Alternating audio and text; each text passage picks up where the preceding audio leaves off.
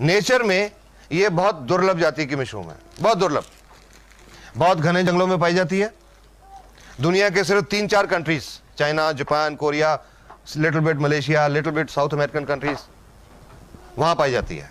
और उन देशों में बहुत घने जंगलों में पाई जाती है। उन घने जंगलों में टूटे हुए और सूखे हुए पेड़ों के ऊपर पाई जाती है, हर पेड़ के ऊपर नहीं। 2 किस्म के पेड़ होते हैं, प्लम सराटा, प्लम ग्यूरकस, उन 2 पेड़ों के ऊपर पाई जाती है। और ये जो 2 किस्म के पेड़ हैं, प्लम सराटा, ग्यूरकस, हर पेड़ के ऊपर नहीं उगते। अगर 10,000 पेड़ ढूंढे जाएं तो गैनोडर्मा उनमें शायद 2 या 3 के ऊपर मिलती है। और इसमें एक और खासियत होती है, जब यह गैनोडर्मा खुम्बी 90 दिन की होती है, इसमें दवाई वाले गुण तब आते हैं, उससे पहले नहीं होते।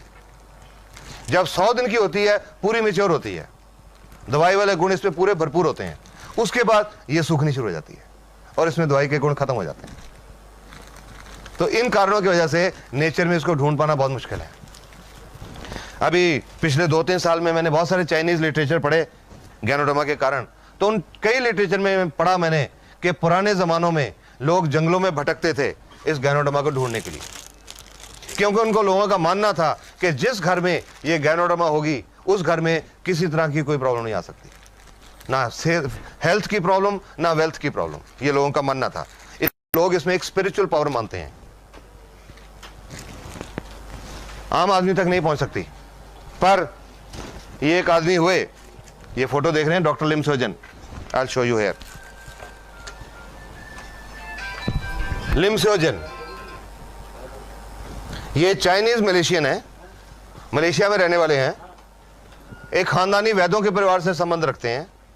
बचपन से इनको कुछ खुम्बी में दिलचस्पी हो गई। डॉक्टर लिम को बहुत इंटरनेशनल अवार्ड मिल चुके हैं। 2001 में मिला था मैन ऑफ द मिलेनियम, इस युग का आदमी, कि उन्होंने ये जो गैनोडर्मा को इंसान तक पहुंचाया। डॉक्टर लिम ने क्या किया, ये मलेशिया में ये कंपनी एस्टेब्लिश की, DXN, 1993 में ये कंपनी एस्टेब्लिश करके वहां पर इन्होंने गैनोडर्मा की कल्टीवेशन, खेती करनी शुरू की। Purely organic cultivation, no fertiliser, no chemicals, no insecticides, organic cultivation, खेती करनी शुरू की। और जब 100 दिन की हो गई तो इसको काट लिया। ये DXN की एक 100 दिन की ये मैच्योर मशरूम है, कंप्लीट मशरूम, ये एक्चुअल मशरूम है। काट लिया, काट के इसका फ्रूट हिस्सा अलग कर लिया, जड़ का हिस्सा अलग कर लिया। इसके अंदर पानी होता है बहुत, इसका पानी सुखाने की उन्होंने एक स्पेशल टेक्निक निकाली, फ्रीज ड्राइंग। आज दुनिया में, क्योंकि गैनोडर्मा के ऊपर बहुत रिसर्च हो चुकी, दुनिया में बहुत सारी कंपनी आज गैनोडर्मा उगा रही हैं, लेकिन जो असर DXN की गैनोडर्मा का हो रहा है किसी और का नहीं हो रहा। उसका कारण है जो डॉक्टर लिम की इसको सुखाने की टेक्निक है, freeze drying, freeze drying technique. सुखा लिया, सुखा के ये जो उसका ऊपर का ब्राउन हिस्सा है, ये धागेदार रेशेदार हिस्सा है, फाइब्रस पोर्शन, इसमें मेडिसिनल वैल्यू कम है, इसको निकाल दिया जाता है, सेपरेट कर दिया जाता है। सेपरेट करके ये जो अंदर का पल्प, जो गुदा बच गया, उसको एक माइक्रो पाउडर बना लिया जाता है। इसको अलग से, जड़ वाले हिस्से को अलग से, माइसिलियम अलग से, एक माइक्रो पाउडर बना के इनको कैप्सूल में भर दिया जाता है। ये फ्रूट बॉडी से जो कैप्सूल बना, ये जो ऊपर की फ्रूट बॉडी है, इससे जो कैप्सूल बना, इसका नाम है RG या रेशी गैनोडर्मा। इसमें इस फ्रूट बॉडी का पाउडर है।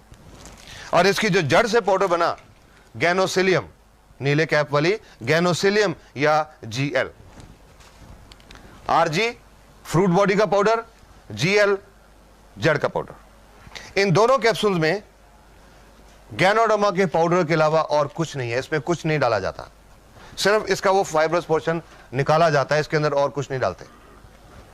RG एंड GL दोनों एक ही मशरूम के हिस्से हैं, फ्रूट एंड रूट। तो अलग अलग क्यों रखा गया? दोनों को पीस के एक ही कैप्सूल में क्यों नहीं डाल दिया गया? उसके कुछ कारण हैं जो रिसर्च में पता लगे। एक तो मैंने ये RG बताया कि जो पुराने घाव होते हैं उनके ऊपर ये कैप्सूल खोल के इसका पाउडर डाला जाता है। किसी को डायबिटिक गैंग्रीन है, शुगर हो गई, पैर में चोट लग गई, जख्म नहीं ठीक हुआ, गैंग्रीन हो गई, वैसे जख्मों के ऊपर ये पाउडर डाला जाता है। और ये जो GL है, इसमें एक चीज होती है ऑर्गेनिक जर्मेनियम। किसी को ब्रेन डिजेनरेशन है, नाड़ियों की डिजनरेशन है या स्मरण शक्ति कमजोर है, उसके लिए यह ज्यादा यूज किया जाता है। आरजी एंड जीएल अलग अलग यूजेस होने की वजह से अलग अलग कैप्सूल रखे गए, लेकिन जनरली दोनों को मिला के इकट्ठा ही खाया जाता है। बोलते हैं एक आरजी और एक जीएल मिला के हम बोलते हैं एक जोड़ा, 1 पेयर। जो हम लोगों को इसको खाने का तरीका बताते हैं कि आपने 1 पेयर खाना है या 2 पेयर खाने हैं या 4 खाने हैं, वी टेल इन पेयर्स। अब एक ही चीज, एक ही मशरूम जो दवाई नहीं है, सारी बीमारियां कैसे ठीक कर सकती है? This is an important thing. It is not disease और ऑर्गन स्पेसिफिक, किसी बीमारी या किसी अंग के लिए स्पेसिफिक नहीं है। अब क्या काम करती है और कैसे काम करती है? How does ganoderma work? इसका पाउडर रिलीज होता है, वो पाउडर खून में मिक्स होता है और खून के द्वारा पूरे बॉडी में सर्कुलेट करता है, घूमता है। और खून जो हमारा है, हमारे शरीर की जो अरबों खरबों सेल हैं, एक एक सेल तक खून पहुंचता है, क्योंकि सेल को खुराक मिलती है खून से, सेल को ऑक्सीजन मिलती है खून से, तो वो खून एक एक सेल तक पहुंचता है। उस खून में गैनोडर्मा भी मिली हुई है, गैनोडर्मा भी एक एक सेल तक पहुंचती है और वो सेल के अंदर जाके गैनोडर्मा अपना काम करना शुरू करती है। 5 स्टेप्स हैं इसके काम करने के। सबसे पहला इसका असर शुरू होता है स्कैनिंग। ये शरीर में जाके ढूंढना शुरू करती है, स्कैनिंग करने शुरू करती है बॉडी की। आपने स्कैनिंग के बारे में जानते होंगे। किसी का पेट दुखता है, डॉक्टर साहब के पास जाते हैं कि डॉक्टर साहब पेट दर्द होता है, डॉक्टर साहब दवाई लिख के देते, ये 5 दिन खाओ। मरीज ने 5 दिन दवाई खाई, वापस आ गया कि डॉक्टर साहब दर्द ठीक नहीं हुआ। डॉक्टर साहब ने दोबारा चेक करके और एक और दवाई लिख दी, 5 दिन ये खाओ। फिर 5 दिन के बाद मरीज वापस आ गया कि डॉक्टर साहब दर्द तो ठीक नहीं हुआ। तो डॉक्टर साहब कहते हैं भाई आपकी बीमारी समझ नहीं आ रही, ऐसा करो स्कैन करा के लाओ, अल्ट्रासाउंड स्कैन, पेट का अल्ट्रासाउंड करा के लाओ, हम ढूंढें कि बीमारी क्या है। कोई मरीज बेहोश हो जाता है, अस्पताल में डॉक्टर के पास लेके जाते हैं, डॉक्टर साहब को बीमारी समझ नहीं आती, तो मरीज के रिश्तेदार को क्या बोलते हैं? स्कैन, सीटी स्कैन, दिमाग का स्कैन करा के लाओ, हम ढूंढें बीमारी क्या है। स्कैन का मतलब ढूंढना। गैनोडर्मा ये शुरू करती है, हमारे शरीर में जाके डॉक्टर का काम करना शुरू करती है, ढूंढना शुरू करती है क्या? वो सेल्स जो डैमेज्ड हैं। क्यों डैमेज्ड है? उनके अंदर हम जो टॉक्सिन खा पी रहे हैं वो जमा हो गए और उसकी वजह से उनका जो बिजली और रासायनिक क्रिया डिस्टर्ब होगी। उन सेल्स को गैनोडर्मा ढूंढना शुरू कर दिया है। 1 दिन से लेकर 30 दिन तक इसका रेंज है काम करने का, स्कैनिंग का। ज्यादा सेल्स खराब होंगी, ज्यादा दिन लगेंगे, कम सेल डैमेज होगी, जल्दी स्कैनिंग हो जाएगी। 1 दिन से लेकर 30 दिन तक। आप 2 दिन लगे या 4 दिन लगे या 10 या 15 या 20, गैनोडर्मा ने ढूंढ लिया ये सेल खराब है, ये खराब है, ये खराब है, ये खराब है, ये खराब है, ये खराब है। गैनोडर्मा ने सारी सेल ढूंढ ली, आइडेंटिफाई कर ली। अब गैनोडर्मा को नहीं पता कि वो सेल लिवर की है या फेफड़े की है या दिल की है या गुर्दे की है या दिमाग की है या चमड़ी की है या आंख की या नाक की, किस ऑर्गन की सेल है ये गैनोडर्मा को नहीं पता। गैनोडर्मा ने तो सिर्फ वो सेल्स ढूंढी हैं जो खराब है और फिर उन सेल के ऊपर गैनोडर्मा काम करना शुरू करती है, उनकी सफाई, उन सेल की सफाई या डिटॉक्सिफिकेशन। उन सेल के अंदर जो टॉक्सिन्स हैं, जो विषैले पदार्थ हैं, उनको सेल से बाहर निकालना शुरू करती है, कोशिकाओं में से बाहर निकालना शुरू करती है और कोशिकाओं में से बाहर निकाल के हमारे शरीर से बाहर निकालना शुरू करती है। शरीर से बाहर कैसे निकालती है? जो प्राकृतिक रास्ते हैं निकलने के, पेशाब के रास्ते या पसीने के रास्ते या बलगम के रास्ते या नाक के नजले के रास्ते या आंख में आंसुओं के रास्ते या उल्टी के रास्ते या दस्त के रास्ते या कोई चमड़ी पे फोड़े फुंसी होने के रास्ते, जो नेचुरल रास्ते हैं, उन रास्तों से ये टॉक्सिन शरीर से बाहर निकलना शुरू करते हैं। डिटॉक्सिफिकेशन पीरियड है 1 सप्ताह से लेकर 30 सप्ताह तक, 1 week to 30 weeks. This is understandable कि जितना कचरा अंदर ज्यादा इकट्ठा हुआ होगा, सफाई करने में उतना ज्यादा टाइम लगेगा। हम घरों में भी तो देखते हैं, घर की रोज सफाई करते हैं तो आधे पौने घंटे में पूरा घर साफ हो जाता है। पर अगर 1 साल घर बंद करके कहीं घूमने चले जाएं और 1 साल के बाद आए तो आधे पौने घंटे में सफाई नहीं होती, 15-20 दिन लग जाते हैं, क्योंकि कचरा ज्यादा इकट्ठा हो गया 1 साल का। सिमिलरली हमारे शरीर में जितना कचरा ज्यादा इकट्ठा हुआ है, जितने टॉक्सिन ज्यादा हैं, टॉक्सिन लोड जितना बॉडी पे ज्यादा है, उतना ज्यादा टाइम लगेगा। इस दौरान जब डिटॉक्सिफिकेशन चल रही है, शरीर के अंदर कुछ चेंजेस आते हैं, कुछ तब्दीलियां आती हैं। ये एक बहुत इंपॉर्टेंट चीज है समझने की, अंडरस्टैंड इट वेरी वेल। नहीं तो जो लोग ये समझते नहीं, गैनोडर्मा खाना शुरू करते हैं, 15 दिन के बाद छोड़ देते हैं। अरे मेरे को तो रिएक्शन हो गया, मैंने तो छोड़ दी। हुआ था, मैंने 1 महीना खाई, मेरे को तो रिएक्शन हो गया, मैंने तो छोड़ दी। ये बहुत जरूरी बात समझने की है। गैनोडर्मा का कोई रिएक्शन नहीं होता, इसका कोई साइड इफेक्ट नहीं है, कोई नुकसानदायक इफेक्ट नहीं है, no harmful effect. I can say that with confidence today. But thank you. But during detoxification, जब सेल की सफाई चल रही है, तो शरीर में कुछ सिम्टम्स आते हैं, कुछ लक्षण आते हैं, उनको हम बोलते हैं एलिमेंट रिफ्लेक्शन। कुछ उदाहरण बताता हूं आपको। किसी का लिवर खराब है, जिगर खराब है, जब गैनोडर्मा लिवर की सेल के ऊपर, जिगर की सेल के ऊपर काम करना शुरू करती है, उनकी सफाई शुरू करती है, आंखें लाल हो जाती हैं। आज कई बार देख चुका है, अजी क्या दे दिया आपने, मेरी तो देखो आंखें खराब हो गई। शुरू में मेरे माताजी ने भी मेरे को यह कहा था। जब मैं ठीक हुआ तो मैंने अपने मम्मी डैडी को, बीमारी नहीं, just as a health tonic खिलाना शुरू किया। वो खिलाने के लगभग 20-22 दिन के बाद एक दिन मेरे माताजी ने सुबह मेरे को उठा दिया 6 बजे। ये देख मेरे को क्या दे दिया, तेरी दवाई ने आंखें खराब कर दी, रिएक्शन कर दिया, तेरी दवाई ने क्या दे दिया मेरे को आंखों के डॉक्टर के पास लेके चला। आज देखा मैंने, आंखें बहुत लाल थी, दे वर फायरी रेड, बहुत लाल थी। अब आंखें लाल क्यों है मुझे पता था, गैनोडर्मा के बाद आंखें लाल क्यों होती हैं, something wrong with the liver. फिर मैंने अपनी माताजी की पुरानी हिस्ट्री सोची सारी, 30-32 साल की। 30-32 साल से मेरे माताजी को पेट में थोड़ा दर्द रहता था और कॉन्स्टिपेशन, कब्ज रहती थी। बड़े अल्ट्रासाउंड, बड़े एक्सरे, बड़ी दवाइयां, बड़े मेडिकल स्पेशलिस्ट, ये प्रॉब्लम हल नहीं हुई। तो मैंने माताजी को कहा कि डॉक्टर्स आपकी बीमारी नहीं पहचान सके, आज गैनोडर्मा ने पहचान ली। Your liver is not working. कोई आंखों के डॉक्टर के पास नहीं जाना, कोई दवाई नहीं डालनी, सिर्फ पानी पियो ज्यादा, ताकि डिटॉक्सिफिकेशन जल्दी हो जाए। चुप करके बैठ गए और उसके 10-12 दिन के बाद लाली हट गई, और उसके बाद जब तक वो रहे उनको कॉन्स्टिपेशन, पेट की प्रॉब्लम नहीं रही। This is how ganoderma works. किसी को गुर्दे की तकलीफ है, किडनी फेलियर है, जब गैनोडर्मा गुर्दे की सेल पे काम करे तो कानों में भारीपन महसूस होता है, लगता है जैसे कान बंद हो रहे हैं। किसी को अधरंग, पैरालिसिस या लकवा है, जब गैनोडर्मा नाड़ियों की सेल के ऊपर, नर्व सेल के ऊपर काम करे तो वो लक्के वाली जगह पे दर्द होनी शुरू हो जाती है। किसी को दमा की प्रॉब्लम है, जब गैनोडर्मा फेफड़े की सेल को साफ करती है, उस मरीज को कुछ उल्टियां आती हैं और कुछ दिन के लिए बलगम निकलती है। किसी को दिल की बीमारी है, हार्ट की आर्टरीज ब्लॉक्ड हैं, नाड़ियां बंद हैं, जब गैनोडर्मा उनको साफ करना शुरू करती है, चेहरे के ऊपर सेक निकलता महसूस होता है, गर्मी महसूस होती है, कईयों का चेहरा लाल भी हो जाता है। किसी का ब्लड प्रेशर ज्यादा रहता है, हाई ब्लड प्रेशर, उनको सिर के पिछले हिस्से में ऊपर दर्द होता है। जिनका ब्लड प्रेशर कम रहता है, उनका सिर के पिछले हिस्से नीचे दर्द होता है। जिनको सर्वाइकल स्पॉन्डिलोसिस की प्रॉब्लम है, उनको चक्कर महसूस होते हैं। जिनको माइग्रेन, आधा सिर दुखता है, उनका दर्द थोड़ा सा ज्यादा होता है।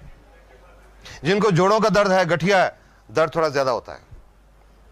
जिनको बवासीर की प्रॉब्लम है, उनको खून आता है मोशन के साथ। जिनको शुगर की प्रॉब्लम है, शुगर का लेवल थोड़ा सा बढ़ता है, नथिंग टू वरी, थोड़ा सा बढ़ता है, ज्यादा नहीं। और अगर शुगर वालों के किसी के अंदर के ऑर्गन भी डैमेज है, किडनी फेलियर है, आंखों की प्रॉब्लम है या कुछ और है, उनके ये कलाई के ऊपर, रिस्ट के ऊपर या टखने, एंकल के ऊपर सूजन भी आती है। All these are positive science. ये सब पॉजिटिव साइन है। इसका मतलब है गैनोडर्मा ने बीमारी पहचान ली और काम करना शुरू कर दिया। लगभग महीना 1.5 महीना पहले मेरे को एक औरत का फोन आया। लगभग 4 महीने पहले उनकी कुछ प्रॉब्लम थी जो अल्ट्रासाउंड में भी शो हो रही थी। गुर्दे में एक 36 mm की एक रसौली थी, सिस्ट, एक गुर्दे में।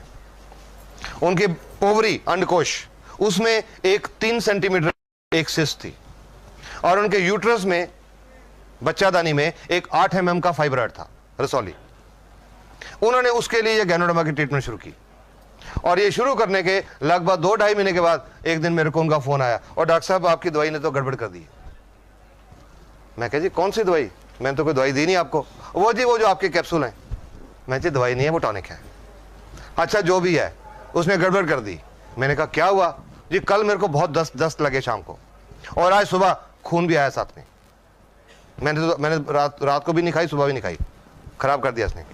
मैंने तो उनको एक ही क्वेश्चन पूछा कि आपको कोई पुरानी बवासीर की शिकायत तो नहीं है? वो तो जी 10 साल से है। मैं कहा गैनोडर्मा वही दिखा रही है कि आपके अंदर वो भी है, इसके लिए कुछ नहीं करना, 1-2 दिन में ठीक हो जाएगा। उसके बाद फोन नहीं आया। उसके बाद लगभग 1 महीने के बाद वो औरत अपना फरवरी के महीने का अल्ट्रासाउंड करा के लाई। पहला सितंबर का था, फरवरी का अल्ट्रासाउंड। उस अल्ट्रासाउंड रिपोर्ट के मुताबिक जो ओवरी में सिस्ट थी वो अब नहीं थी, जो यूट्रस में फाइब्रॉइड था वो अब नहीं था, और गुर्दे में जो 36 mm की सिस्ट थी वो अब 20 mm रह गई थी। About 3.5 months। तो मैंने उनसे पूछा कि जी आपने उस दिन फोन करके मेरे को कहा था आप घबरा गए थे, तो आपने उसके बाद मेरे को बताया नहीं। कहते जी आपने बताया था 1-2 दिन में बंद हो जाएगा, दूसरे दिन बंद हो गया, कुछ नहीं करने की जरूरत पड़ी। And now she is so happy. So ganoderma दिखाती है कुछ अंदर, आपके पूरा स्कैनिंग करके एक पहले लिस्ट बनाती है कि आपके अंदर ये है, ये है, ये है, ये है, सारी बीमारियां ढूंढ के बताती है और वो किसी रूप में बताती है एलमेंट रिफ्लेक्शन। इसका जो एलमेंट रिफ्लेक्शन का जो पीरियड है, एवरेज पीरियड 1 सप्ताह से लेकर 3 सप्ताह तक है, 1 week to 3 weeks। ये एक एवरेज पीरियड है। किसी को कम भी होता है, किसी को ज्यादा भी होता है, पर एवरेज 1 सप्ताह से 3 सप्ताह तक। ज्यादा खास तौर पे उनको होता है जिन लोगों ने स्टीरॉयड बहुत खाए होते हैं। एक एग्जांपल ले रहा हूं, जोड़ दुखते हैं 20 साल से, हर डॉक्टर को दिखा लिया, हर अस्पताल को दिखा दिया और उन्होंने कहा जी आपका ये गठिया है, ठीक नहीं हो सकता। बैठ के घर में एक अच्छा दोस्त उनका आया, अरे मेरे को पता लगा फलां जगह के पे एक वैद्य है, देसी पुड़ियां देता है, उससे बहुत लोग ठीक हो गए। तो आदमी जाता है उनके साथ, वो वैद्य जी देख के ये लो जी महीने की पुड़ियां ले जाओ, वो 2 दिन पुड़ियां खाते हैं, दर्द बिल्कुल ठीक हो जाता है। वैद्य जी की बल्ले बल्ले हो जाती है, ढंडोरा पिट जा रहे, बहुत बढ़िया वैद्य है। 30 दिन वो पुड़ियां खाई, बिल्कुल ठीक रहे, कोई प्रॉब्लम नहीं। उसके बाद छोड़ दी पुड़ियां और 72 घंटे के बाद 3 दिन के बाद दर्द पहले से ज्यादा बढ़ गया। फिर वापस गए वैद्य जी के पास, उन्होंने फिर महीने की पुड़ियां दी, महीना ठीक रहे। जब छोड़ी 3 दिन के बाद फिर दर्द बढ़ गया, फिर पुड़ियां ली और वो पुड़ियां फिर चलती रही। और अंत में क्या हुआ, वो बात होती है कि मैं कंबल छोड़ना चाहता हूं, कंबल मुझे नहीं छोड़ता, वो शरीर को लग जाती हैं, उनमें स्टीरॉयड्स होते हैं, शरीर को लग जाए उसके बिना फिर शरीर चलता नहीं। और ये जो स्टीरॉयड हैं ये सफेद मोतियां पैदा करते हैं, कैटरेक्ट, पेट में अल्सर पैदा करते हैं और गुर्दे फेल हो रहे हैं। जब से अब गैनोडर्मा का काम शुरू किया, मेरे पास किडनी फेलियर के बहुत पेशेंट आ रहे हैं और मैं समझता हूं, और उनकी मैं हिस्ट्री में गया तो मुझे लगा उनसे ज्यादातर लोगों ने कुछ देसी पुड़ियां खाई हुई थी, गुर्दे फेल हो जाते हैं। तो जिन्होंने ये स्टीरॉयड खाए होते हैं उनका एलमेंट रिफ्लेक्शन पीरियड थोड़ा ज्यादा हो जाता है, पर ठीक हो जाते हैं। हर एक को शुरू में मैं यही राय देता हूं, किसी को गैनोडर्मा की ट्रीटमेंट जब शुरू करें तो जिससे भी आप ले रहे हैं उससे ये पूछिए कि मेरे को ये प्रॉब्लम है, ये बीमारी है, मेरे को क्या निशानी आएंगी, सो दैट आप उसके लिए मेंटली प्रिपेयर्ड हो। कई लोग मेरे को ये भी कहते हैं जी उनको बता दिया पहले कि गठिया है, आपको दर्द बढ़ेगा, तो वो तो लेगा ही नहीं हमसे। तो मैंने कहा वो बेटर है, बता के आपने बता दिया कि दर्द बढ़ेगा, ये अच्छी निशानी है, वो कहे मैंने नहीं लेनी, वो बेटर है, इसकी बजाय कि आप उसको नहीं बताओ, 15-20 दिन का दर्द बहुत ज्यादा हो जाए तो वो आपको भी ब्लेम करे और गैनोडर्मा को भी ब्लेम करे कि इसने तो खराब कर दिया। इट इज बेटर कि पहले से बताओ। तो मैं हर एक को बताता हूं। एक औरत आई थी मेरे पास लगभग 1.5 साल पहले, गठिया था 5-6 साल से, देसी पुड़ियां खा रही थी बहुत देर से, 2-3 साल से देसी पुड़ियां चल रही थी। तो मैंने उनको बोला था आपका ये जो एलमेंट रिफ्लेक्शन है, दर्द बढ़ेगा, बाकियों के मुकाबले में ज्यादा बढ़ेगा, ज्यादा देर तक रहेगा, आप इसको टॉलरेट करेंगे तब शुरू करिए। वो जब औरत आई थी, चल के आई थी, लाठी लेके चल रही थी, मुश्किल से चल रही थी, साथ में 2 आदमी उनके रिश्तेदार साइड में चल रहे थे कि अगर कहीं पैर फिसल जाए तो उनको संभाल लें। चल के आई थी, बता दिया एलमेट रिफ्लेक्शन, ठीक है जी कोई बात नहीं मैं सोऊंगी। 22-23 दिन के बाद वो औरत दोबारा से वापस आई। इस बार वो 2 आदमी उनको उठा के लाए थे, घबरा गए ना सुन के, उठा के लाए थे। पिछली बार तो चल के आई थी, अब उठा के लाए थे। नॉर्मली ऐसा पेशेंट डॉक्टर को आके क्या बोलेगा, और डॉक्टर साहब पहले तो मैं चल लेती थी, आपने ये कह दे दिया तो मैं चलने से रहेगी। नॉर्मली पेशेंट ये कहेगा, पर उसको बताया हुआ था। जब मेरे एग्जामिनेशन टेबल पे लिटाया तो वो औरत पता क्या बोलती है, कहते हैं डॉक्टर साहब इसका मतलब इसका असर शुरू हो गया, क्योंकि पता था उनको असर शुरू हो गया। मैंने उनको एक बात बोली, आपका ये जो पॉजिटिव एटीट्यूड है आप जल्दी ठीक हो जाओगे। और उसके 1.5 महीने के बाद वो कनाडा की फ्लाइट लेके गई।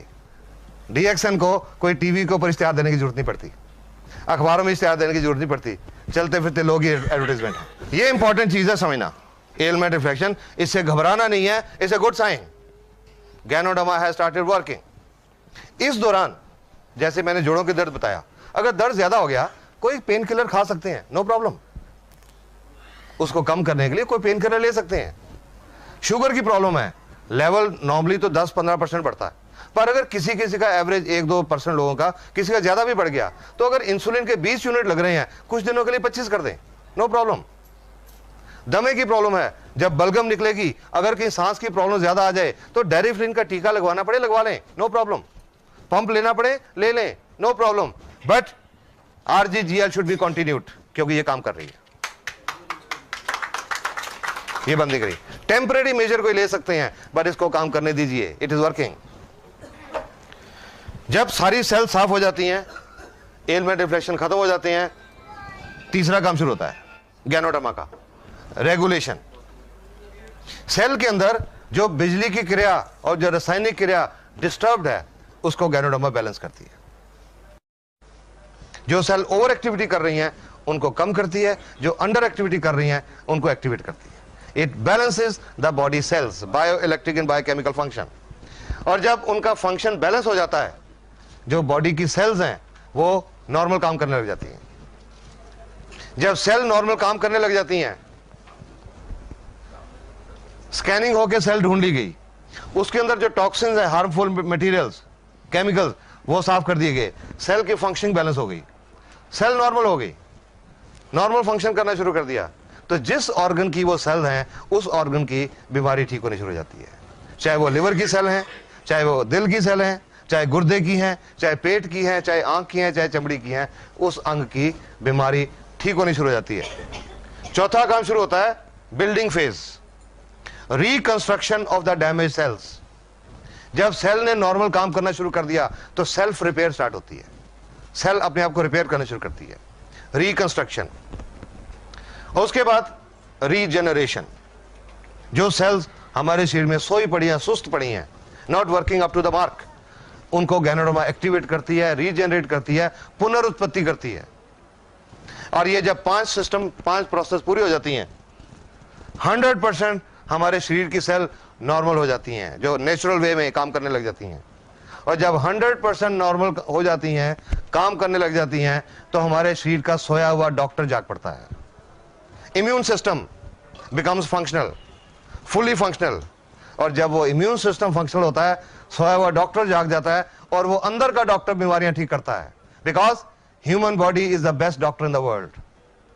गैनोडर्मा किसी बीमारी को ठीक नहीं करती, ये किसी बीमारी की दवाई नहीं है, ये तो हमारे अंदर के सोए हुए डॉक्टर को जगाने का एक टॉनिक है। It is a health tonic, not a medicine. हमारे शरीर के बिगड़े हुए सिस्टम को ठीक करती है, बीमारियां अपने आप ठीक हो जाती हैं। हर चीज का एक रेंज है। स्कैनिंग 1 दिन से लेकर 30 दिन तक, कितना टाइम लगेगा डिपेंड करेगा कितनी सेल खराब है। डिटॉक्सिफिकेशन 1 सप्ताह से 30 सप्ताह, टॉक्सिन लोड कितना बॉडी में, बैलेंस करने को 1 महीने से 12 महीने, डिपेंड करेगा बैलेंस कितना बिगड़ा हुआ है। रिकंस्ट्रक्शन 6 महीने से 24 महीने, पुनर्निर्माण 6 महीने से 24 महीने। I'll give you a layman's example, probably you will understand. बारिश आती है, जब कोई कच्ची दीवार है, दीवार गिर जाती है।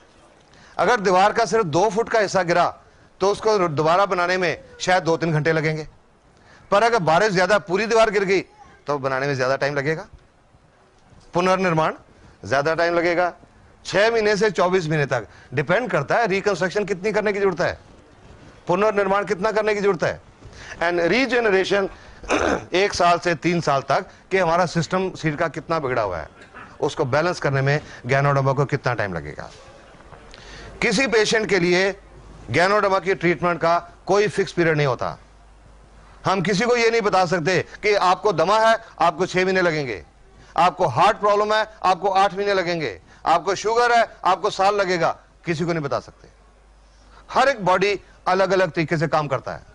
एक दमे का मरीज 18 दिन में ठीक हो गया था, 22 साल से दमा था, 18 दिन में पूरा ठीक हो गया था, मैं हैरान हो गया देख के। और एक और दमे की पेशेंट आई थी मेरे पास, 4 साल से दमा था, उनको 7 महीने लगे थे। बॉडी कैसे रिस्पॉन्ड करता है, हर चीज के प्रति हमारे शरीर का रिस्पॉन्स क्या है, उस पर डिपेंड करेगा कि टाइम कितना लगता है।